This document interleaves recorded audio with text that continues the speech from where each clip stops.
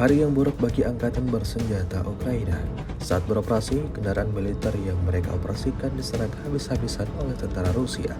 Videonya ramai beredar di aplikasi pemesanan Telegram pada Sabtu, 17 Februari 2024. Dalam video amatir yang diabadikan oleh salah seorang prajurit Ukraina tersebut, memperlihatkan momen menegangkan saat tembakan brutal Rusia menembus masuk ke dalam ruang kendaraan militer mereka. Disebutkan dalam keterangan unggahan, peristiwa ini berlangsung di wilayah Avdiivka. Militer Rusia menembak tanpa pandang bulu. Akibatnya kendaraan lapis baja Ukraina tercabik-cabik, alami kerusakan parah karena tembakan tentara Rusia.